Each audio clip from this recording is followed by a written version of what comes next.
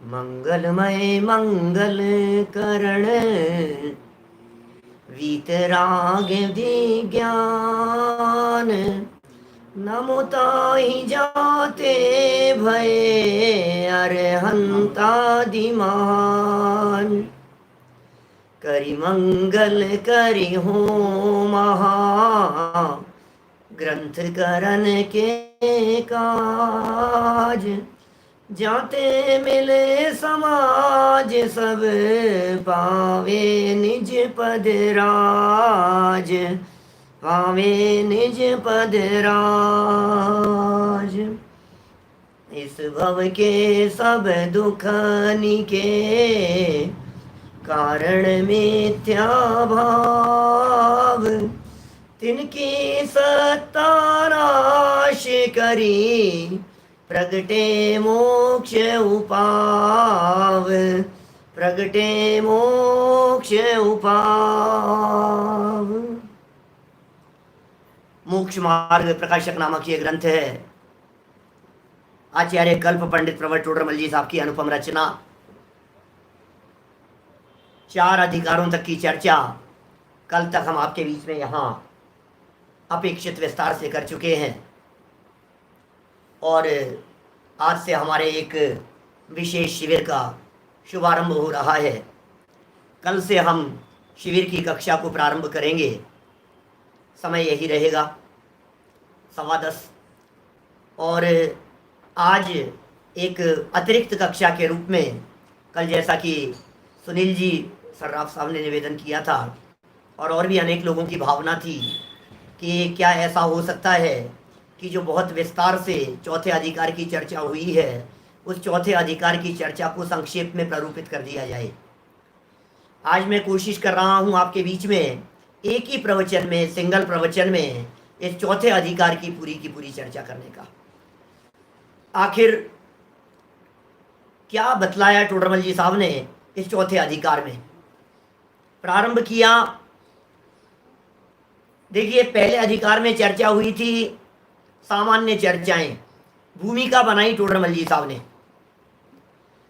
भूमिका बनाते हुए उन्होंने मंगलाचरण किया, पंच परमेष्ठियों का स्वरूप बतलाया, उनके पूज्यत्व का कारण बतलाया, मंगलाचरण करने का कारण बतलाया, वक्ताओं के स्वरूप की चर्चा की, श्रोताओं के स्वरूप की चर्चा की। ये सब मतलब प्रेरणा दी एक प्रकार से कि शास्त्र स्वाध्याय होना चाहिए। दूसरे अधिकार में पंडित जी साहब ने कर्म बंधन के निदान की चर्चा की और कर्म बंधन रूपी रोग है हमारे, उस रोग की चर्चा बहुत विस्तार से की और रोग को सिद्ध किया। तीसरे अधिकार में उस रोग के उदयजन्य ये जीव किस किस प्रकार के उसके निमित्त से दुखों को भोगता है, उन दुखों की चर्चा हुई तीसरे अधिकार में, जिसमें उन्होंने प्रारंभ में कर्म की अपेक्षा से दुख बतलाए और फिर उसके पश्चात उन्होंने पर्याय अपेक्षा से दुख बतलाए। कर्मों की अपेक्षा से दुख बतलाते हुए ज्ञानावरणी आदि सभी कर्मों की चर्चा की और पर्याय अपेक्षा से दुख बतलाते हुए नित्य निगोध इतर निगोध की चर्चा की, फिर विकलत्रय जीवों की चर्चा की, फिर सैनी पंचेंद्रीय जीवों में मनुष्य तिर्यंच देवनार की सर्व प्रकार के जीवों के दुखों की चर्चा की और तीसरे अधिकार का समापन करते हुए मोक्ष सुख और उसकी प्राप्ति का उपाय बतलाया। ये सब चर्चाएं तीसरे अधिकार में हुई। जब तीसरे अधिकार में दुखों की चर्चा विस्तार से हो गई तो चौथे अधिकार को प्रारंभ करते समय टोडरमल जी मंगलाचरण में कहते हैं, भाई ये जो दुख तुमने उठाए हैं आज तक बहुत लंबे काल से, उन दुखों के पीछे कारण क्या रहा ये बताओ, उन दुखों को आखिर भोगा क्यों ये बतलाओ। तो कहा इस भव के सब दुखनी के कारण मिथ्या भाव। माने मिथ्या भाव, और मिथ्या भाव में टोडरमल जी साहब ने गर्भित कर लिया मिथ्या दर्शन, मिथ्या ज्ञान और मिथ्या चारित्र को, और तीनों को गर्भित करके टोडरमल जी साहब ने ये कहा कि भाई इनकी सत्ता का नाश करके मोक्ष का उपाय प्रकट होगा।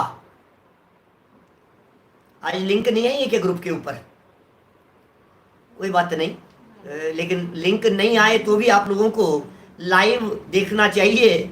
आप सब्सक्राइब करके रखें चैनल को, तो आप डायरेक्ट भी आपके पास में नोटिफिकेशन आता है और डायरेक्ट भी जुड़ सकते हैं। बहुत सारे लोगों को इस बात की खबर नहीं है, कोई बात नहीं।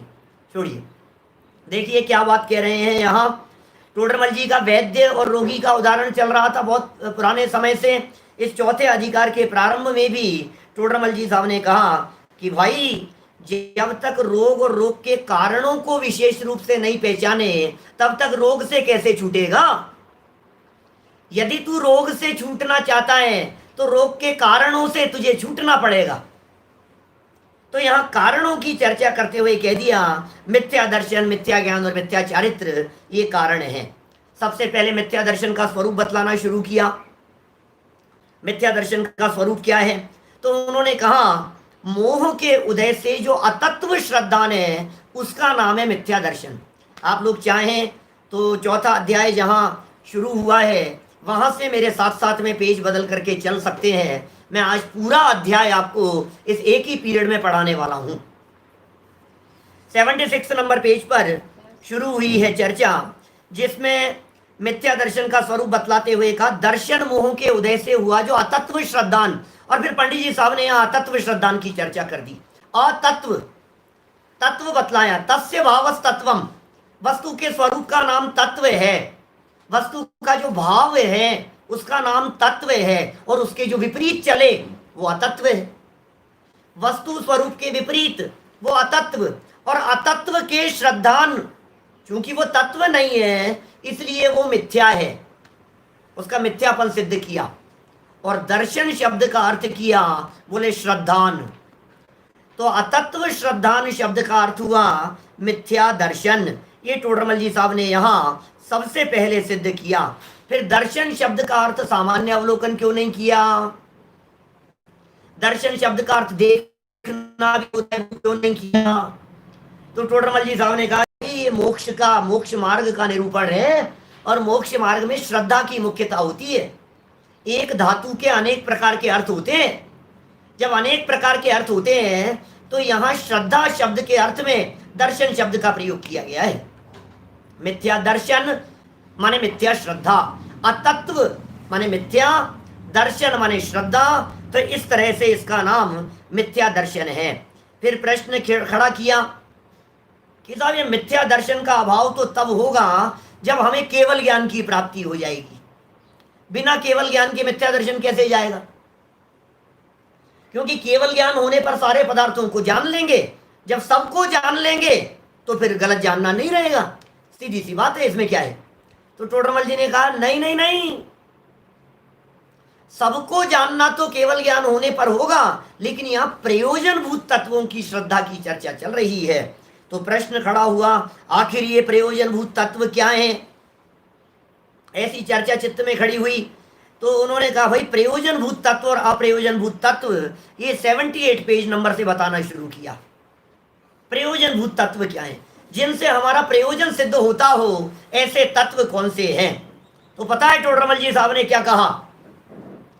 जिनके श्रद्धान, जिनके ज्ञान और जिनके आचरण के बिना हमारा दुख दूर न हो सके और सच्चे सुख की प्राप्ति न हो सके, उनका नाम प्रयोजनभूत तत्व जानना।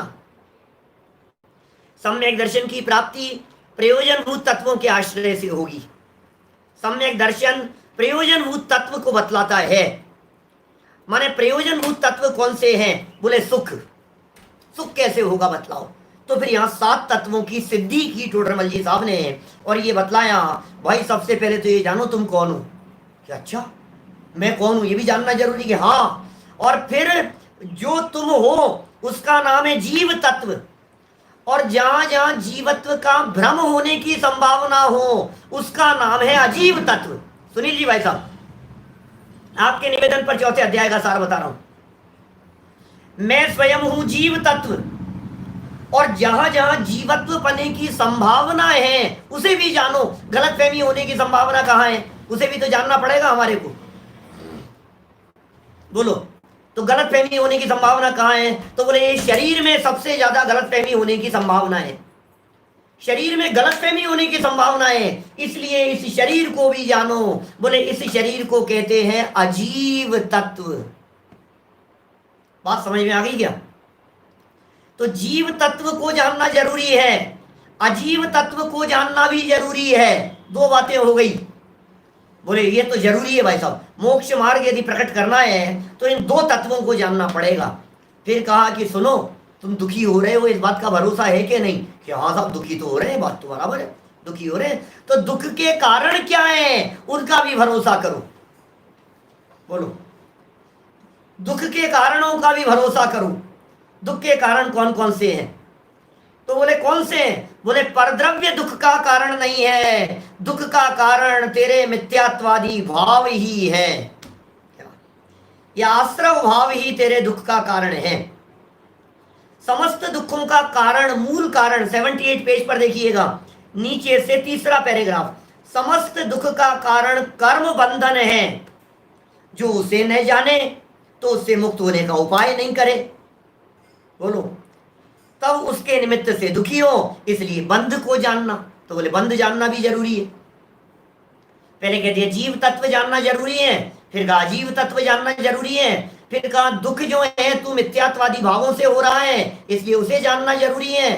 बोले कर्म बंधन तेरे दुखों में कारण बनता है, और तू यदि कर्म बंधन को नहीं पहचानेगा तो सुखी कैसे होगा? तो बंध को जानना भी जरूरी है। तो फिर सुख के कारण क्या है? बोले आश्रव का अभाव वो संवर है, और बंध का अभाव सो निर्जरा है, और पूर्ण सुख रूप अवस्था प्रकट की जा सकती है, उसका नाम मोक्ष है। इस तरह से टोडरमल जी ने यहाँ सिद्ध किया कि आप आश्रम को जानिए, बंध को जानिए, संवर को जानिए, निर्जरा को जानिए, मोक्ष को जानिए। सातों तत्वों को जानने के संदर्भ में टोडरमल जी साहब ने यहाँ कह दिया, बोले ये 7 प्रयोजन भूत है, 7 के अलावा 8वां कुछ भी प्रयोजन भूत नहीं है। सारी दुनिया को जानो तो ठीक और नहीं जानो तो ठीक। सबको तो जाना इसने, लेकिन प्रयोजन भूत को नहीं जाना। सारी दुनिया को जान रहा है लेकिन अपने आत्मा को नहीं जान रहा है। बोलो, पूरे दुनिया भर में घूम रहा है लेकिन अपने आप की खबर नहीं है इस जीव को।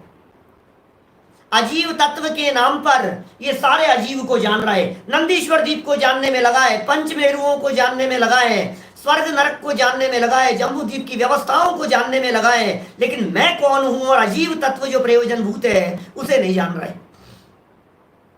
इसीलिए तो कहा सबको तो जाना निज को न जाना, ओ कैसा ज्ञान धारी तूने आपा न पहचाना। सबको जाना है, अपने आप को नहीं जाना है। तो क्या करें? बोलो, अपने आप को जानो। बोले 7 तत्वों का जानना प्रयोजन भूत है। यह बात टोडरमल जी साहब ने यहां सिद्ध कर ली। ठीक है, तो बोले इन 7 तत्वों को तू यदि जानेगा तो तेरा काम हो जाएगा, और नहीं जानेगा तो काम नहीं होगा। आप देखिए, बीच में पुण्य पाप की चर्चा की कि पुण्य पाप इनके विशेष हैं। 79 नंबर पेज पर बीच में एक 2 लाइनें दी है, तथा 79 पेज पर देखिए, तथा इनके अतिरिक्त अन्य पदार्थ हैं, वे अप्रयोजन भूत हैं, क्योंकि उनका यथार्थ श्रद्धान करो या मत करो, उनका श्रद्धान कुछ सुख दुख का कारण नहीं है। बोलो, जितने दुनिया भर की बातें हैं, अरे आप घूमट सार पढ़ो तो ठीक, नहीं पढ़ो तो ठीक, आप शास्त्रों का ज्ञान करो तो ठीक और नहीं करो तो ठीक, आप दुनिया भर के भेद प्रभेदों को जानो तो ठीक और नहीं जानो तो ठीक। बोले अप्रयोजन भूत है, उनका यथार्थ श्रद्धान करो या मत करो। क्या कह दिया टोडरमल जी साहब ने? मैंने इतनी गजब की बात कह दी है, निर्भर कर दिया हमारे को। ज्यादा जानने की जरूरत नहीं है, ज्यादा दौड़ने की जरूरत नहीं है। समझ में आ रही है क्या बात आपको? घूमो फिरो मत, दौड़ो मत, इधर उधर उपयोग को मत दौड़ाओ, समेटो, सारे दुनिया भर से अपने उपयोग को समेट करके अपने में ले आओ। ये बात टोडरमल जी साहब ने ये कह दी। उनका श्रद्धान सुख दुख का कारण नहीं है कि साहब आपका बिजनेस चलता है, आपको इस पर भरोसा है कि नहीं है, मैं चलाता हूं कि नहीं चलाता। अरे क्या करना है इन सब बातों का, जरूरत ही नहीं है। सुरेंद्र जी भाई साहब, राहुल भैया, बोलो समझ में आ रही है क्या बात क्या कह रहे हैं? आगे चलो तो फिर टोडरमल जी ने ये कह दिया कि प्रॉब्लम ये है कि ये प्रयोजन भूत का तो नहीं करता है और अप्रयोजन भूत का श्रद्धान करता है। ये प्रॉब्लम हो रही है, ये इसकी गलती है। और टोडरमल जी ने उस गलती को अनादिकालीन भूल कह करके पुकारा, और मिथ्या दर्शन की प्रवृत्ति के अंतर्गत पेज नंबर 80 पर 7 तत्व संबंधी अयथार्थ श्रद्धान की चर्चा शुरू की। सात तत्व संबंधी अयथार्थ श्रद्धान। बोले ये जो प्रयोजन भूत थे ना, इन प्रयोजन भूत के संदर्भ में क्या क्या प्रॉब्लम थी, वो सारी प्रॉब्लम्स को यहां बतला दिया है इन्होंने। बोले क्या गलती रही और अनादिकालीन भूल है। पहले भी हमने कही है आपसे बात, इस चौथे अधिकार में टोडरमल जी साहब प्रयोजन भूत तत्व और उनके संबंध में इस जीव के अनादिकालीन भूल उसकी चर्चा कर रहे हैं। अनादिकाल से कौन सी भूल है उसकी चर्चा टोडरमल जी साहब ने यहाँ इस सात तत्व संबंधी अयथार्थ श्रद्धान में बतलाया है। और उसमें शुरू यहां से किया कि पहले तो ये मानता है पर के साथ में अहम बुद्धि। देखो भूलों को इन्होंने क्रम क्रम से बतलाया। मैं पॉइंट पॉइंट बोल रहा हूं, आपको सारा विषय वस्तु पुराने प्रवचनों के अंदर स्पष्ट हो चुकी होगी। सिर्फ संक्षेप में सारी विषय वस्तु आपके उपयोग में आ जाए बस। जैसे स्वयं तो चैतन्य तत्व है, ज्ञानादि गुणों का अखंड पिंड और अनंत पुद्गल परमाणुमय शरीर हैं, तो ये उसमें अहम बुद्धि करता है। ये इसकी पहली भूल है, वो अनादिकालीन भूल है। फिर कहता है ये मेरे संबंधी भूल चलती है इसकी। पेज नंबर 80 पर आ गया हूं मैं। फिर कहता है शरीर और जीव इनमें जो निमित्त नैमित्तिक संबंध थे, उन निमित्त नैमित्तिक संबंध में कर्ता कर्म संबंधी भ्रांति चल रही है। भूल तो थी, वास्तव में वस्तु स्थिति तो ये थी कि दो द्रव्यों में संबंध तो था निमित्त नैमित्तिक, और मान रहा था कर्ता कर्म संबंधी। जीव अजीव तत्व के संदर्भ में जीव को अजीव का कर्ता और अजीव को जीव का कर्ता ये मान रहा था। ये इसकी महान भूल है। जैसे फिर कुछ एक उदाहरण दे दिए टोडरमल जी साहब ने नीचे चल करके। बोले इंद्रियों आदि की जो प्रवृत्ति होती है ना, उसमें ऐसा समझता है मैं आंख से देखता हूं, मैंने कान से सुना है साहब, अपने कान से सुना है साहब। ऐसा पांचों इंद्रियों के साथ में ये जुड़ान करता रहता है ऐसा। फिर कहा कभी बोलने की इच्छा होती है। अब बोलने की इच्छा होती है तो उसमें मार्मिक पॉइंट यह है कि इच्छा तो है जीव का विभाव भाव, वहां साथ में काम कर रहा है ज्ञान। इच्छा विभाव भाव है, ज्ञान साथ में काम कर रहा है और प्रदेशों के हलन चलन की अवस्था हो रही है। और बोले इन सारी अवस्थाओं को ऐसा समझता है यही मैं हूं और मैं बोलता हूं, ऐसा समझता है। ये इसकी भूल है। जिस तरह से वचन में बात कही गई है उसी तरह से गमनादिक के अंदर बात लगानी चाहिए। गमन करते समय बात लगाओ।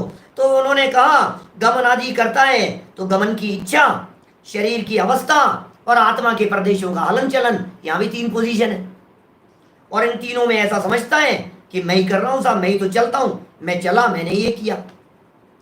इसी तरह से टोडरमल जी ने फिर और कर्मों के ऊपर इस तरह की बात लगाई। कषाय भाव होते हैं, आंखें लाल हो जाना, शरीर की अवस्थाएं होना, इस तरह की अवस्थाएं चलती रहती है।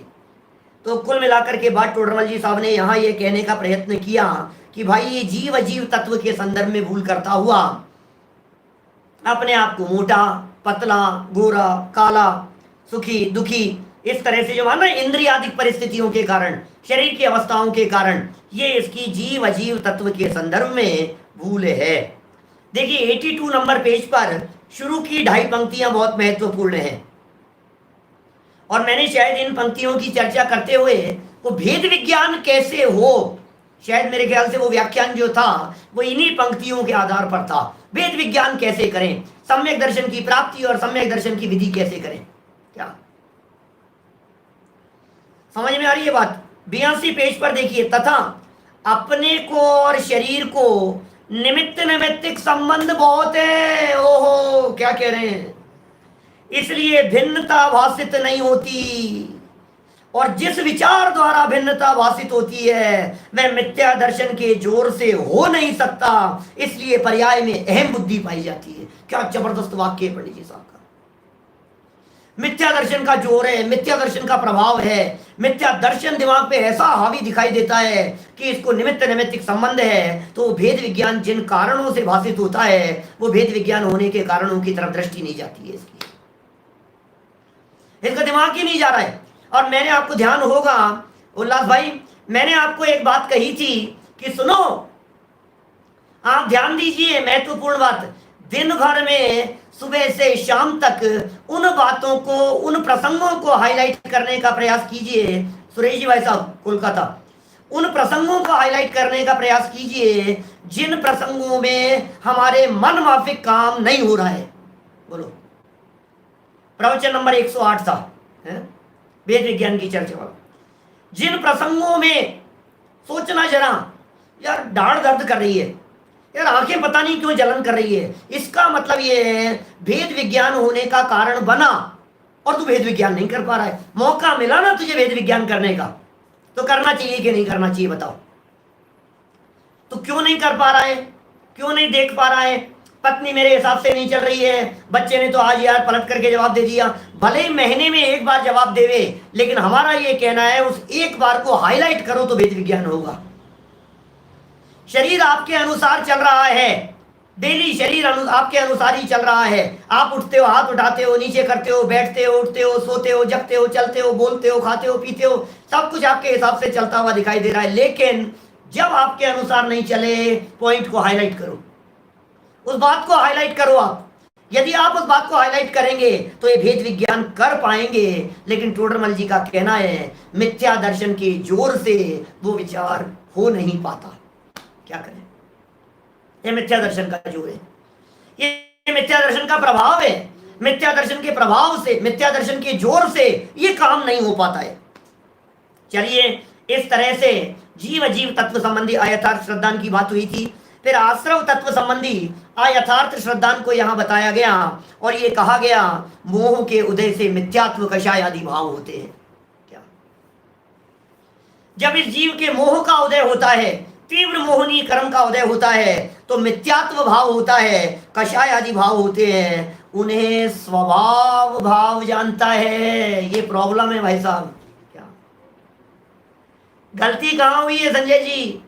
बोलो अजय जी, सोहानी जी, गलती कहां हुई है हमारी? गलती ये हो रही है कि जो राग भाव उत्पन्न हुआ, जो कषाय भाव उत्पन्न हुआ, उस कषाय भाव और राग भाव को ऐसा समझता है मेरा ही तो है, मुझे गुस्सा आ रहा है, देख लेना आप यार, मैं देख लूंगा आपको, मेरा गुस्सा देखा नहीं है आपने, ऐसी धमकी देता है।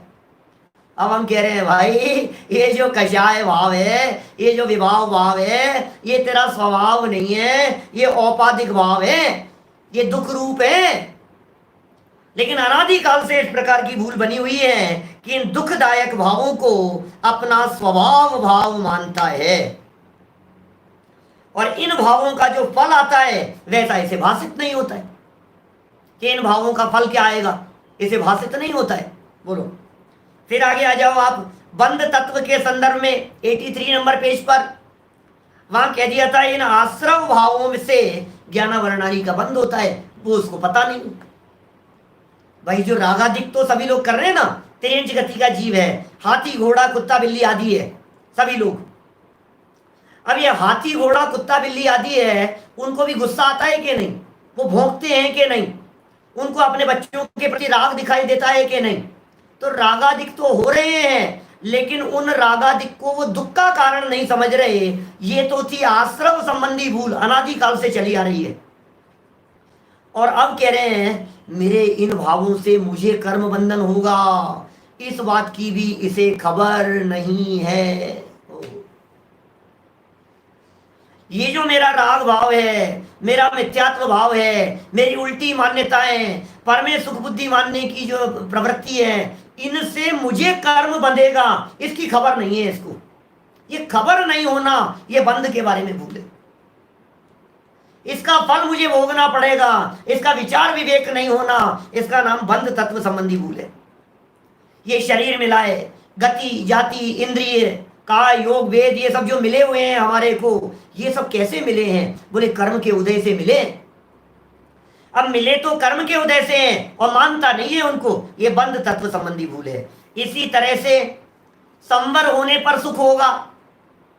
बोलो, सच्चा सुख कैसे प्रकट होगा? बोले संवर होने पर होगा। तो जो आश्रम को नहीं पहचाने वो संवर को कैसे पहचानेगा? संवर तत्व के संबंध में आया था श्रद्धा ने अनादिकाल से। फिर कहा जो बंध को नहीं पहचाने, बंध को दुख रूप नहीं जाने, वो बंध के अभाव को अर्थात संवर और निर्जरा और मोक्ष को सुख रूप कैसे मानेगा? ये बताओ। जो व्यक्ति ने बंध को नहीं पहचाना उसने निर्जरा को नहीं पहचाना। बंध के एक देश अभाव का नाम निर्जरा है। ये सब निर्जरा तत्व संबंधी अयथार्थ श्रद्धा की चर्चा, और बोले सर्व कर्म बंधन से रहित अवस्था का नाम मोक्ष है, उसे भी नहीं पहचानता। तो ये सातों तत्वों के संदर्भ में अयथार्थ श्रद्धा इस जीव का चला करता था। 84 नंबर पेज पर एक और प्रकरण टोडरमल जी साहब ने अलग से दे दिया, पुण्य पाप संबंधी अलग प्रकरण दे दिया। बोले पुण्य पाप के संदर्भ में भी इस जीव की भूल चलती है क्या? बोले पुण्य पाप के संबंध में क्या क्या भूल चलती है इस जीव की?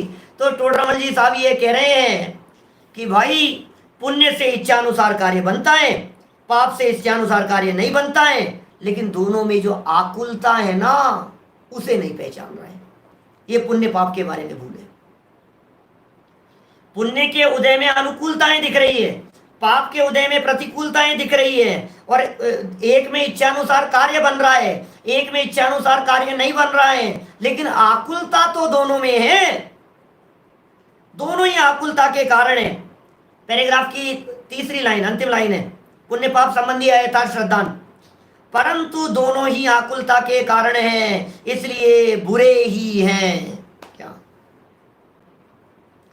फिर इसके नीचे एक लाइन छोड़ करके, पुण्य पाप के उदय को भला बुरा जानना भ्रम है। ये उदय संबंधी बात की। अब बंधन संबंधी बात की पुण्य पाप के संबंध में। बोले कहते हैं शुभ से को भला जानता है और अशुभ भावों को उन्हें बुरा जानता है, तो ये भी भ्रम है, जबकि दोनों ही बंधन के कारण है। ये नहीं दिखाई देता है इसको। तो इस तरह से ये सात तत्व और पुण्य पाप, इसके अयथार्थ श्रद्धा की चर्चा टोडरमल जी साहब ने बहुत अलग ढंग से नया चिंतन प्रस्तुत करते हुए अनादिकालीन भूल के माध्यम से इस बात को बतलाया। खूब विस्तार से चर्चा हमने कई दिनों में इन सब बातों की चर्चा की थी। देखिए अब कहते हैं आगे प्रकरण, मिथ्या दर्शन तो हो गया। अब पंडित जी यहां बतला रहे हैं मिथ्या ज्ञान का अन्यथा स्वरूप। अब मिथ्या ज्ञान के संदर्भ में क्या भूल है? तो टोडरमल जी ने यहां ये कहा कि प्रयोजनभूत तत्वों के अयथार्थ जानने का नाम मिथ्या ज्ञान है। ये बहुत महत्वपूर्ण प्रकरण है ज्ञान के संदर्भ में, और बड़ी मार्मिक बातें हैं। टोडरमल जी ने कहा प्रयोजनभूत के संदर्भ में नहीं जान रहा है। प्रयोजनभूत के संदर्भ में मान्यता बिगड़ी थी, वो मिथ्या दर्शन था। प्रयोजनभूत के संदर्भ में ज्ञान बिगड़ा है, ये मिथ्या ज्ञान है। वो कहा इससे क्या होता है? बोले संशय, विपर्य और अनध्यवसाय, ऐसा काम होता है। संशय, दो कोटि में झूलने वाला ज्ञान दिखाई देता है। विपर्य, विपरीत बात को ही मान लेता है। और उदाहरण दिए टोडरमल जी ने। संशय माने क्या है? मैं शरीर हूं कि आत्मा हूं, इसका नाम तो कहा संशय। फिर कहा मैं शरीर ही हूं, इसका नाम कहा विपर्य। अरे यार क्या शरीर हूं कि आत्मा हूं लगा रखी है तुमने? छोड़ो ना यार ये सब बातें। अपना दिमाग पैसा कमाने में लगाओ, अपना दिमाग अपने आजीविका में लगाओ, अपना दिमाग घर गृहस्थी को संभालने में लगाओ। क्या शरीर आत्मा लगा रखी है? छोड़ो ये सब बातें, कोई मतलब की नहीं है। इसका नाम है अनध्यवसाय। ये ज्ञान संबंधी विपरीतता है। तो संशय, विपर्य और अनध्यवसाय की चर्चा हुई।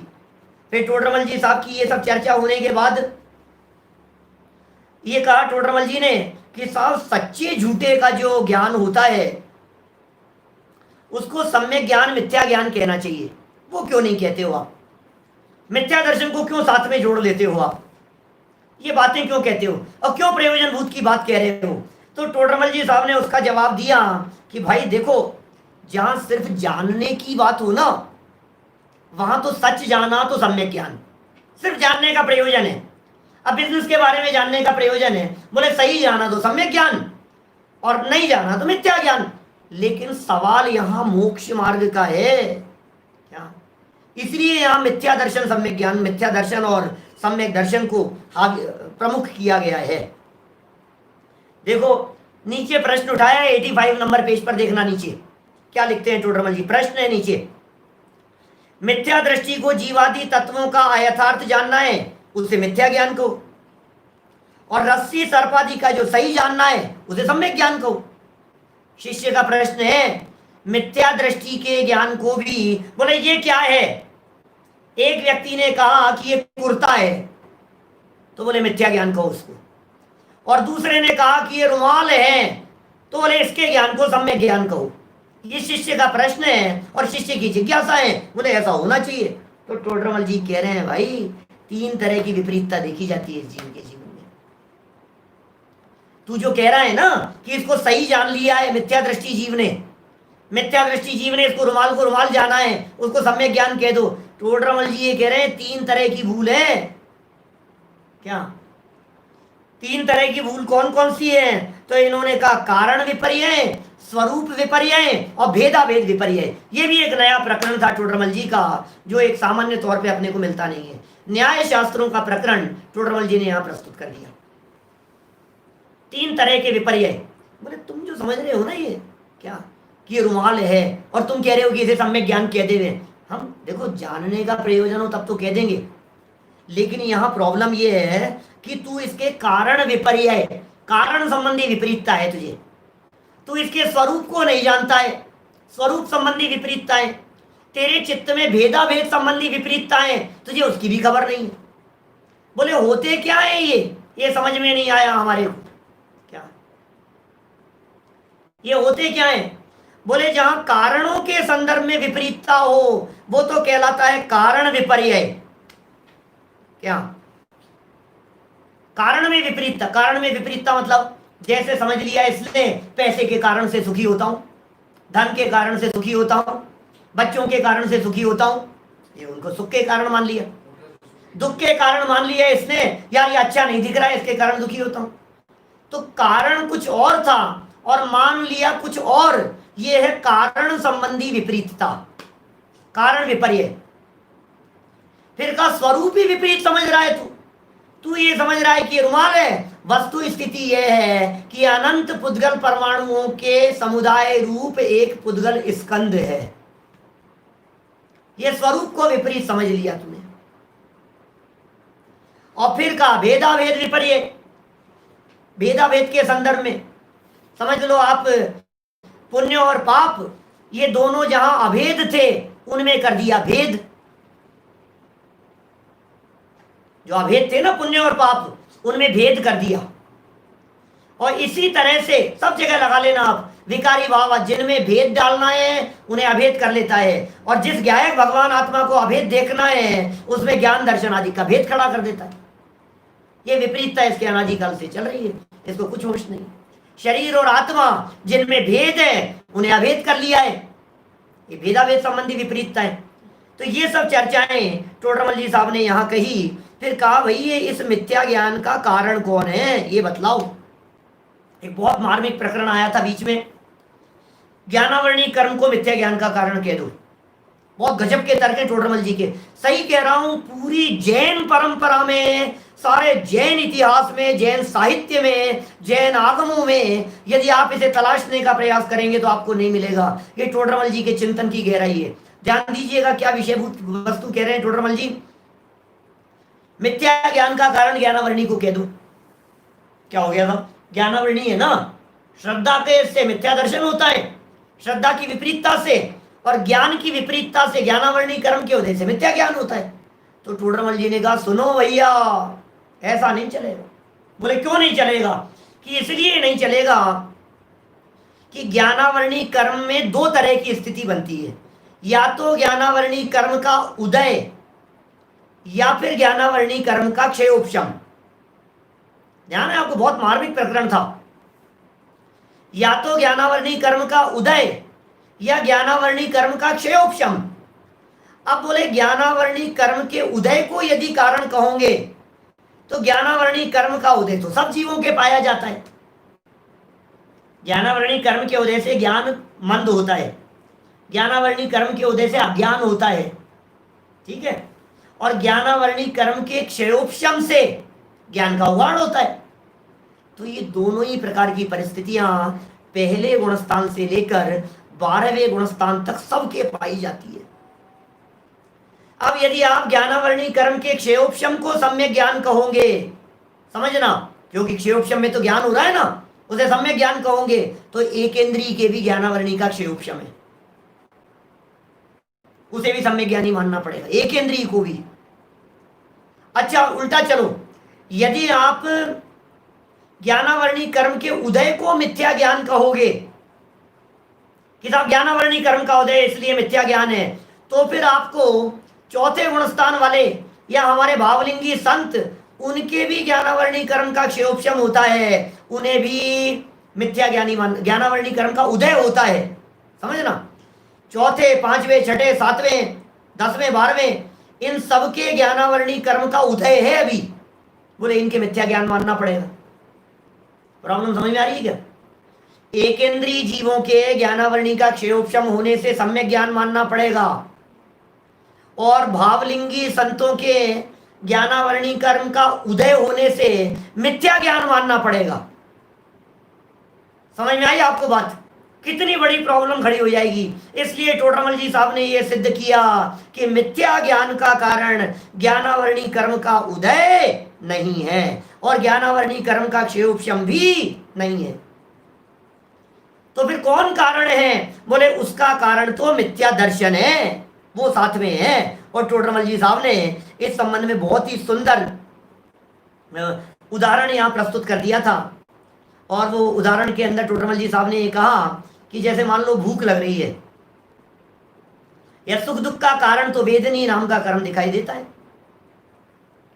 सुख दुख नाम का कर्म जो है, सुख का उत्पन्न हुआ, दुख उत्पन्न हुआ, बोले साता साता वेदनी कर्म है, सुख दुख में निमित्त। लेकिन बोले सुनो, ये कह रहे हैं यहां, यदि ज्ञानावरणी कर्म नहीं हो तो फिर वो जानेगा कैसे उस वेदन को, इसलिए ज्ञानावरणी कर्म साथ में है। सुखी दुखी तो वेदनीय कर्म से ही हो रहा है, लेकिन उसमें निमित्त कौन है? बोले उसमें निमित्त ज्ञानावरणी कर्म, क्योंकि वो जानने का काम कर रहा है। इसी तरह से जानने का काम सही के विपरीत, वो तो ज्ञानावरणी के उदय से हुआ, लेकिन चूंकि मिथ्यात्व साथ में था इसलिए वो विपरीत जानना हुआ। ये बात टोडरमल जी ने कही, और 87 पेज पर बीच में एक लाइन दे दी, इसलिए मिथ्या ज्ञान का मुख्य कारण ज्ञानावरण को नहीं कहा, मोह के उदय से हुआ भाव वही उसका मूल कारण है। ये चर्चा हुई। फिर चर्चा उठाई साहब, ज्ञान पहले होता है कि श्रद्धान? ज्ञान होने पे श्रद्धान होगा, इसलिए ज्ञान को पहले कहना चाहिए। मिथ्या ज्ञान पहले होगा कि मिथ्या दर्शन पहले होगा? ये सारी चर्चा जो दौलत राम जी ने छेड़ाला के अंदर लिखी है, वो चर्चा वहां से भी है और टोडरमल जी के आधार पर लिखी है। युगपत होते हूं प्रकाश दीपक ते हुई। भाई बात तो यही है कि दोनों साथ साथ में होते हैं, मिथ्या दर्शन और मिथ्या ज्ञान दोनों साथ साथ में होते हैं, लेकिन फिर भी जिस प्रकार दीपक का जलना और प्रकाश का होना, ये दोनों साथ साथ में होने पर भी जलना कारण है और प्रकाश कार्य है, इसी तरह से मिथ्या दर्शन कारण है और मिथ्या ज्ञान कार्य है। ये सब चर्चाएं हुई, और फिर उसके बाद 88 नंबर पेज पर मिथ्या चारित्र के स्वरूप की चर्चा को प्रारंभ किया। और बहुत मार्मिक बात थी यहाँ मिथ्या चारित्र की चर्चा में। किसका नाम है मिथ्या चारित्र? बोले चारित्र मोह के उदय से होने वाला कषाय भाव,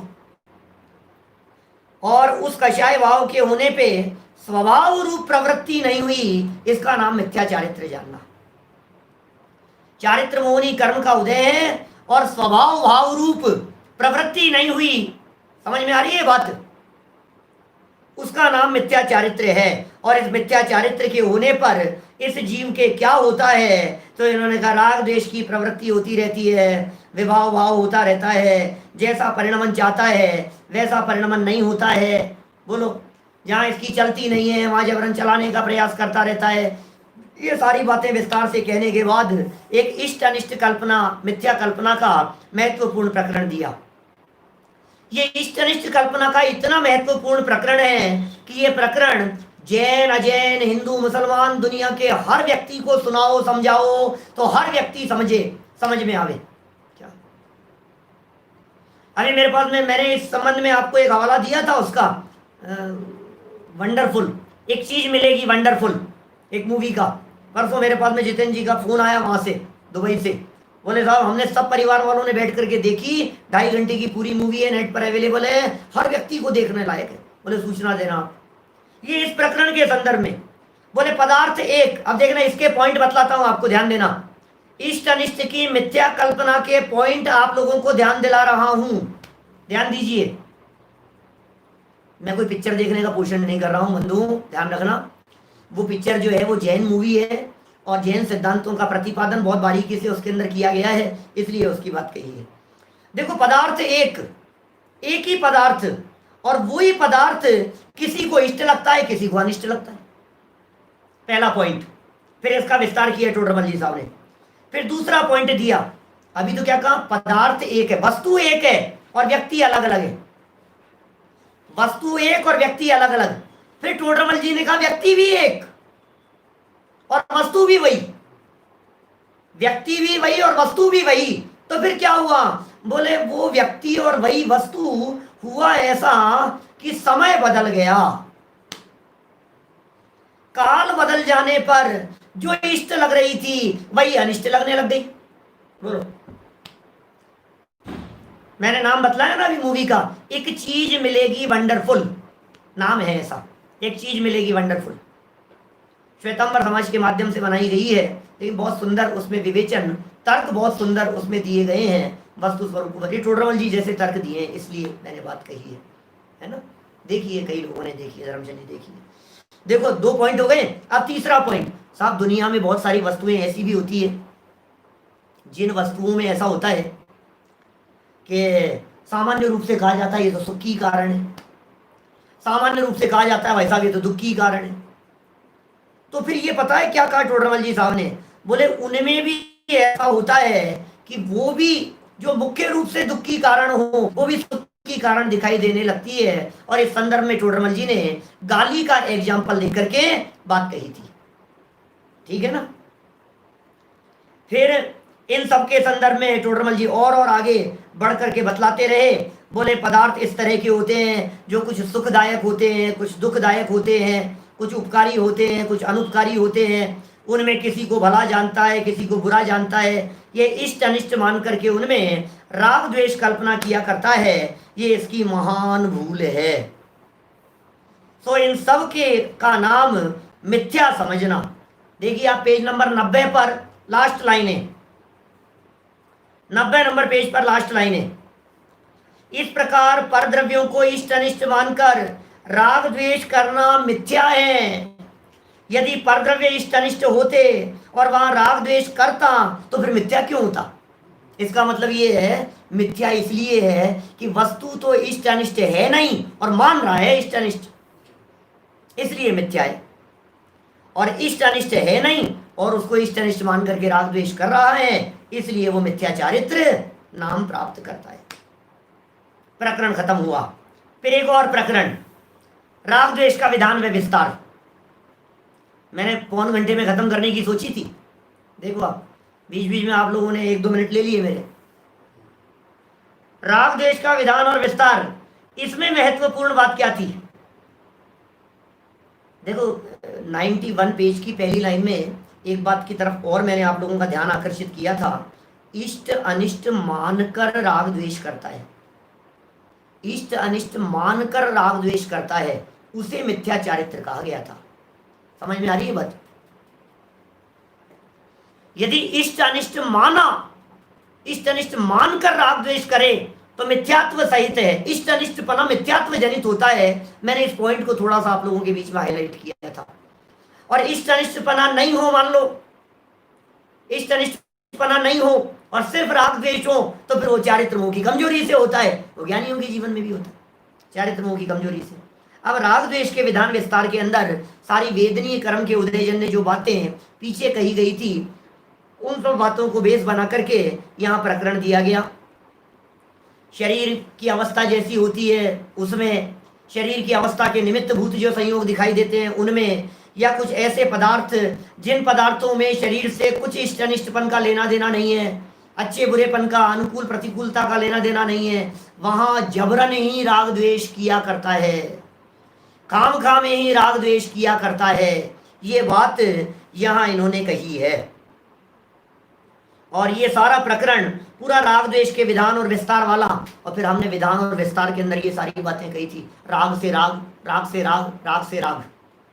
बढ़ता चला जाता है। दुश्मन के दुश्मन, मित्र के मित्र, दुश्मन के मित्र वो भी दुश्मन हो जाते हैं, मित्र के जो मित्र होते हैं वे भी मित्र हो जाते हैं, हमारे साले के जो साले हैं वे भी साले साहब कहलाते हैं, हमारे बहनोई के जो बहनोई हैं वे भी बहनोई कहलाते हैं, जीजा जी के जीजा जी को भी जीजा जी कह करके पुकारा जाता है। तो ये सारा राग द्वेष का विस्तार और फैलाव बहुत बहुत बढ़ता चला जाता है। ये सब चर्चाएं हमने काफ़ी विस्तार से आपके बीच में पहले कर ली है, और बीच बीच में कुछ टोडरमल जी ने मार्मिक बातें कही, जैसे एक कार्य होने में अनेक कारण मिलते हैं। ये महत्वपूर्ण लाइन थी। फिर देखिए मिथ्या चारित्र के अभाव होने की बात कही नीचे 92 नंबर पेज पर नीचे, और फिर उनमें छोटी छोटी सी बातें कह दी गई। भाई असंयम है, अविरति है, पंचेंद्रिय विषय भोगों से विरक्ति नहीं है। तो ये सारी बातें भी इसी तरह से चलती रहती है। देखिए तो ये सब प्रकरण पूरा हो गया। अब अंतिम मोह की महिमा, पिछले 2 दिनों से चल रहा था मोह की महिमा, ज़्यादा रिपीटेशन करने की जरूरत नहीं है, लेकिन मोह की महिमा कह करके टोडरमल जी ने कहा तेरे दिलो दिमाग के ऊपर मोह हावी रहता है। ये महिमा मोह की है। अनादिकाल से तू इस मिथ्यात्व के चंगुल में इस तरह का फंसा हुआ है कि वास्तु स्वरूप को देखता नहीं है, आत्मा को जानता पहचानता नहीं है। प्रत्यक्ष तुझे तेरे विरोध में चलते हुए लोग दिखाई दे रहे हैं, उसके बावजूद भी प्रत्यक्ष में विरोधी लोग दिखाई दे रहे हैं, उसके बावजूद भी तुझे लगता है नहीं नहीं बच्चा तो अपना ही है, नहीं नहीं पत्नी तो अपनी ही है। ये तेरी मोह की महिमा है। किताब टोडरमल जी ने महिमा शब्द का प्रयोग क्यों किया है? महिमा शब्द का प्रयोग टोडरमल जी ने इसलिए किया कि सच में ये मिथ्यात्व का प्रभाव है। महिमा माने प्रभाव है इसका विशेष रूप से, ये बतलाने के लिए टोडरमल जी ने यहाँ महिमा शब्द का प्रयोग किया गया है। शरीर और आत्मा इनमें भिन्न बुद्धि नहीं हो पाती है। बाह्य सामग्री स्वयं उत्पन्न होती है, स्वयं मिलती है, विनष्ट होती देखी जाती है। मोह के कारण ऐसा समझता है मैंने किया, मैंने किया, मैंने माना। ये सब बातें इस तरह की है। स्वरूपाचरण चारित्र के संदर्भ में हमने वो बीज का उदाहरण दिया था, वो भी चर्चा थी। सब आप लोगों को ध्यान है, सब बातें ज़्यादा दिन पुरानी बातें नहीं है ना, वे कंटिन्यू चलती रही है। फिर देखिए और क्या कहा, फिर कहा कि भाई शरीर का संबंध है, तो मैं समझता है कि मेरे संबंध है, मैं जिंदा हूँ। शरीर छूट जाएगा, कहता है मैं मर जाऊंगा। कभी कहता है शरीर को जला देंगे, कभी कहता है मुझे जला देंगे। तुझे तो घर से जंगल में तेरा ही खुद बे खुद बेटा सुलाकर लकड़ियों के ढेर में तुझको जलाएगा। बोलो, ऐसा लगता है मुझे ले जाकर के मेरा ही बच्चा शमशान में ले जाकर के लकड़ियों के ढेर में ले जाकर के आग लगा दे, मेरा ही बच्चा मुझे आग लगा देगा, ऐसा समझता है।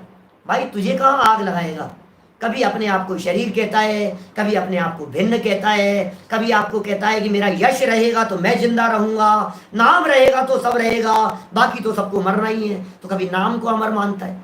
ये सब पर पदार्थों के साथ में, देहादिक के साथ में एकत्व, ममत्व, कर्तृत्व, भोक्तृत्व रूपी बुद्धियां इसकी दिखाई देती है। और टोडरमल जी की एक सुंदर लाइन थी, थोड़े कान बंद कर लेना कि ज्यादा खोल लेना। क्या कह रहा हूं? टोडरमल जी ने कहा पागल की भांति बकता है, कुछ सावधानी नहीं है।